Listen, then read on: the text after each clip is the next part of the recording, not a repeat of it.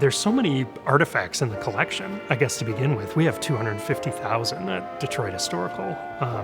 So there's just so many stories out there and not enough time in the day, really, for the staff to know all those stories and to research those stories and know them, as well as a lot of the people who have kind of an avocational interest in a lot of these subjects. And so we've really, leaned on kind of this network of people that we've found and cultivated over the years to help support the staff in these research efforts, and really just to be able to tell the most accurate story we can tell.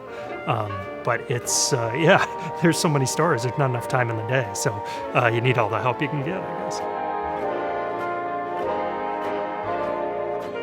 I got into kind of cars and historical cars specifically.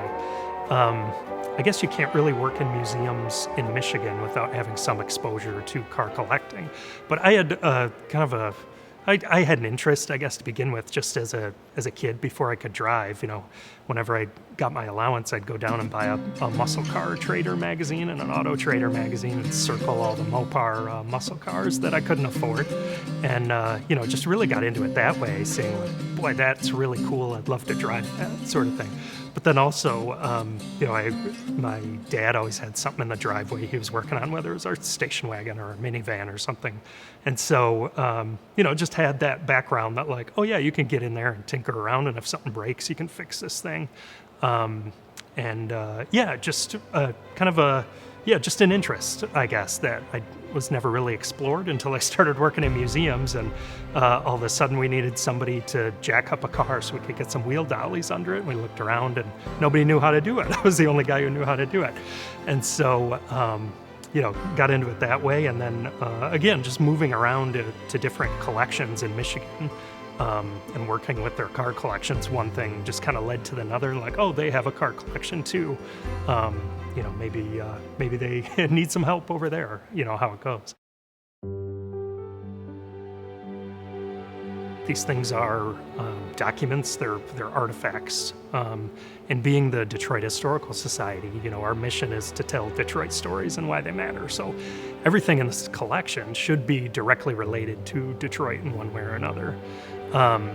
The curators, when they started pulling the car collection together in the 50s, wanted to capture things that were made in the Detroit style of manufacturing. So they qualified that as things that were mass-produced and mass-marketed, and have a connection to Detroit, whether it's a Detroit company or a car was built here. But you come to realize too that there's a lot of different kinds of collections out there that focus on real high-end stuff or real collectible stuff, I guess, quote-unquote collectible stuff, that, a lot of Detroit-style cars don't necessarily get caught up in those other webs. So to have a collection specifically focusing on the Detroit market and Detroit's role in car production seems like a no-brainer, being the Motor City, but we're the only institution telling that story. I think that's the real strength of our collection is, capturing these things that used to be absolutely everywhere and are now nowhere. We love that sort of stuff. Everything that's old is new again. We're kind of right on the cusp of a big electric car revolution. We're, fortunate to have a 1914 Anderson Detroit Electric in our collection. So it's, these things are cyclical. You, as a historian, you kind of pull your hair out and think like, oh my gosh, had we just stuck with electric cars at the beginning, like where would we be now with electric cars? But it's we're always looking for that kind of forward-facing thing too, because now is the time to collect that stuff. It's never going to be easier to find that stuff than it is right now. So if we're thinking seriously about where those stories are going, it's advantageous to get that stuff now instead of waiting 75 years from now when it's really rare. I love our Stout Scarab, for one. It's, this one right behind us. It's a really unique story. It's was designed and engineered by a guy named Bill Stout, who got his start in aircraft engineering and is actually like the guy behind the Ford tri-motor plane.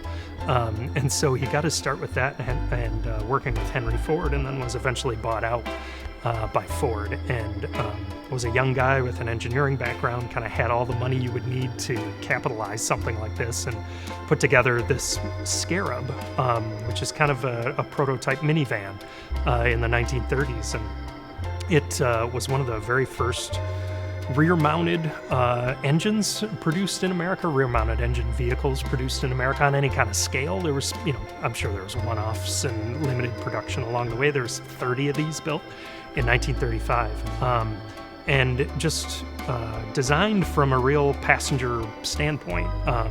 He came to that first, and so any of the arrangements or all the seats that are inside could be moved around into any kind of different configuration.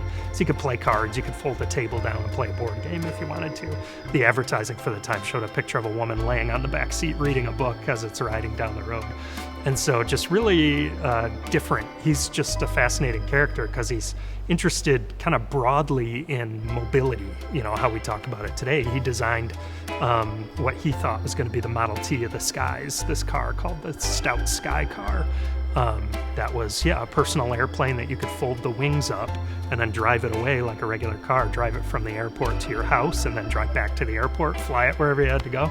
But he also came up with this thing he called a rail bus, which was exactly what it sounds like. It was a bus that could drive on regular streets, but then connect to a rail system, either electric or, a traditional kind of self-propelled rail system, and drive away on the rails. So he's just, one of these guys who's fascinating. I mean, just fascinating.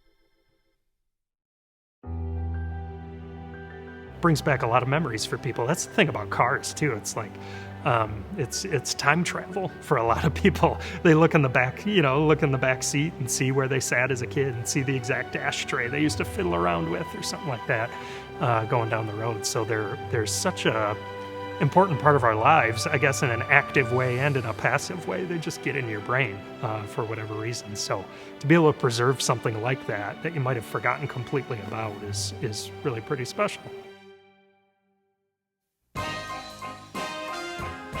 The Stringo has been a game changer for us, really. I think all of our backs greatly appreciate the Stringo more than anything else. We have 70 cars in the collection, and I think only a handful of them run. If I'm remembering right, I think 2 run currently. And even the ones that run, we don't drive. Just because, unless it's kind of an emergency situation. So where that left us is we were either towing things or pushing them. And, it'd take 4 guys, we'd walk up and down past everybody's office, say, all right, guys, it's time to push a car, come on. And all of us would spend, a half an hour, 45 minutes getting the car on a trailer or getting it wherever it needed to go. And so on the eve of this big photo project we're embarking on with our car collection, we realized we're going to be moving cars way more than we normally would, and just the time involved in doing that is like, well, that would shut down anything else we needed to do over the next 2 years. We'd just be moving cars. And so, obviously Stringo, you move a car with 1 person. We'd use 2 people just to make sure they're not hitting anything on the way. But it's a game changer for us. These things are historic paperweights, I guess, at a certain, they roll, but some of them need a little bit of persuasion to roll, and brakes hang up and transmissions lock and that sort of thing. It can be an art rather than a science, I guess, to move these things, and the Stringo just completely eliminates that kind of X factor for us. We know exactly what we're getting. We know how long it's going to be to move a car, how long it's going to be to move it back. It just simplified things extremely. I guess what drives me is this collection is a public trust. So the things don't belong to the Detroit Historical Society. They technically belong to the people of the city of Detroit. And so this is everybody's stuff that we're just keeping an eye on, making sure it's going to be around for that next generation of people to see and enjoy and interact with. So making this collection as accessible as possible, whether that means, people in person or the way we're going is, online, because we only have room to display 3 cars at a time and any kind of like rotating capacity at the museum. It's just trying to make this as accessible and as relevant to people as possible, and trying to make sure people see themselves in this collection, because I think there's a little bit of something for everybody.